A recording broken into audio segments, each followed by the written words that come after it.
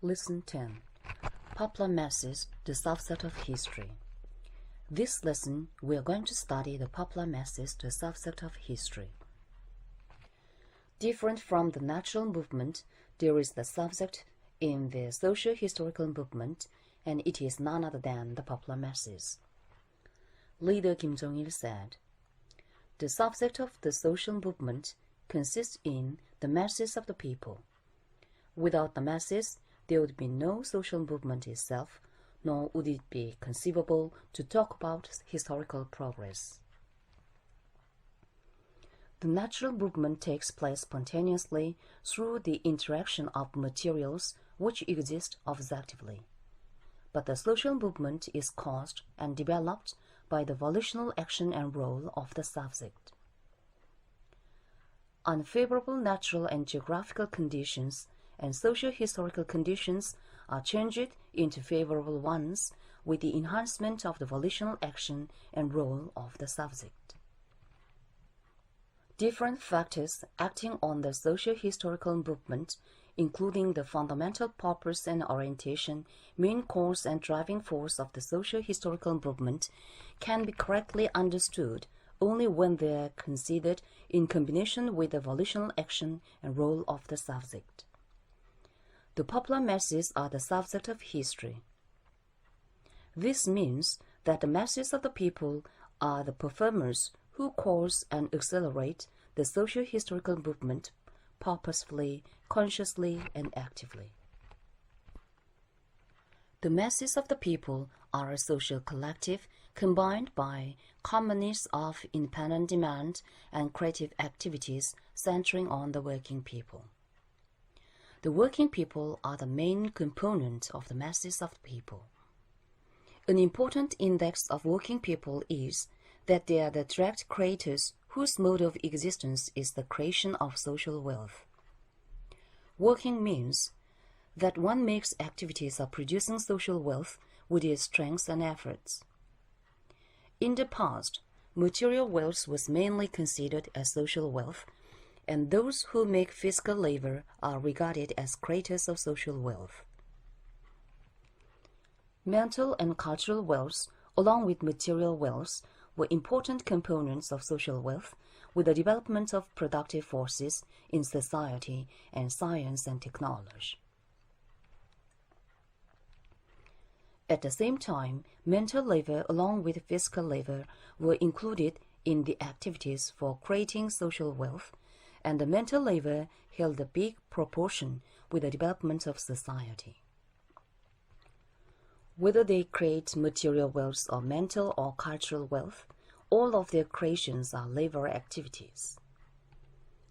There exist some differences in both technical and cultural attainments and working conditions between the people engaged in technical and mental labor and those in physical labor, but they have an essential commonness in view that they are the working people.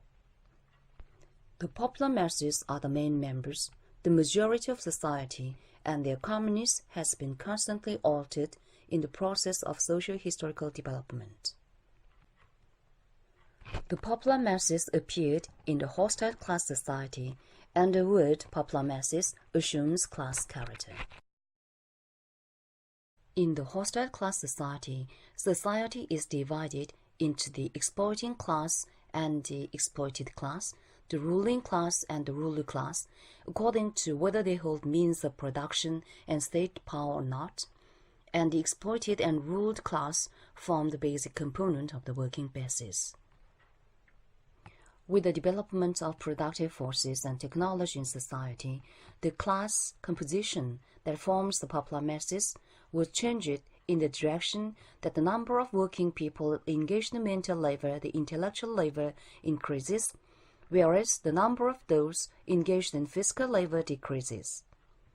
In socialist society, where class antagonism was removed, all working people become the masters of the state and society, the historical working people, and thus become members of the popular masses.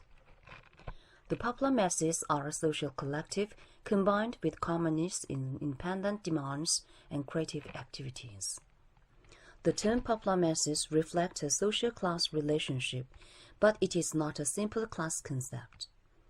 Members of the popular masses are distinguished from those of different kinds in society. The popular masses are desirous of living as masters of the world and their destiny against all sorts of subjugation and restriction. Social class position cannot be an absolute criterion in determining whether they are members of the popular masses or not.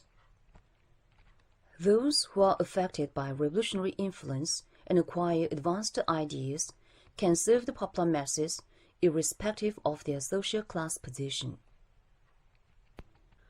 The criterion distinguishing whether they are the popular masses or not is decided not by which social class background they have, but by which ideology they have.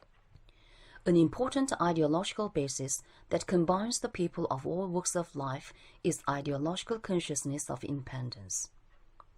At present, the highest stage of independent ideological consciousness is the socialist idea. The popular masses' aspiration and demands for independence are completely realized through the struggle for socialism. Anyone who has the socialist ideology can be a member of the popular masses, irrespective of his class origin and location of his residence. Idea of loving country, nation, and people, along with the socialist country, is also the ideological basis combining members of society into the popular masses. The idea of loving the country, nation, and people is an independent idea, valuing and loving independence of country and nation, the independence of the popular masses. Therefore, anyone who has this idea can serve the country and nation and become a member of the popular masses. The popular masses, the subject, cause and accelerate the socio-historical movement. The popular masses are the only collective that causes and propels the socio-historical movement on its own initiative among all other different classes and collectives in society.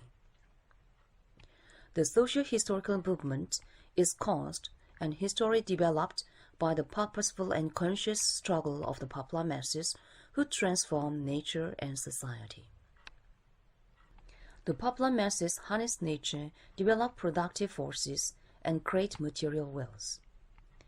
They also create ideological and cultural wealth.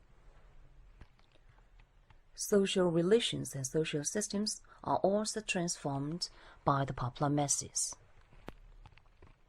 All material and technical wealth of society are created and social relations developed by the popular masses, and, in accordance with it, history advances. Objective factors have effective influence upon the course and development of social movement, thanks to the volitional action and role of the popular masses, the subject of history. Objective factors acting on the socio-historical movement include socio-historical conditions and natural and geographical conditions of each country and its people. The socio-historical conditions are included by social system and material and technical means, whereas the natural and geographical conditions by natural and geographical location, climate, natural resources, and the like. Man is unable to make history with disregard of objective conditions, but the objective conditions do not play a decisive role in causing and developing the socio-historical movement. It is not the objective conditions, but the volitional action and role of the popular masses, the subject, that play a decisive role in causing and developing the socio-historical movement. The popular masses' volitional action and role decide the action of objective factors upon the social development. The popular masses grasp how much already provided material and technical means, advanced social system, and favorable natural and geographical environments make contribution to their independent demands and social development, and make them do it substantially. Favorable objective conditions are created actively and improved and developed constantly by the popular masses. The whole process of the course and development of the socio-historical movement is the process in which the favorable conditions for independence are provided and the development of society is made by the volitional action and role of the popular masses for transforming nature, society, and man. The exploiting class cannot be the subject of history. The exploiting class is the reactionary of history. The exploiting class is not interested in social development, and it has no ability to develop society. For the exploiting class, development of society means precisely the abolition of exploiting class itself. Accordingly, they seek to stop and turn back the advance of history in order to keep their privileged position. They resort to every means and method to hinder the popular masses from playing the role as the subject of history. Today, the capitalist class continues appeasement and deception, pressure, isolation and suffocation, and military invasion in order to check the independent development of progressive countries and nations and maintain and restore the outdated order of exploitation and oppression. After all, the exploiting class is not the subject of social movement, but the reactionary of history and target of the revolution. Thank you for this lesson. Next lesson, we will study the independent subject of history.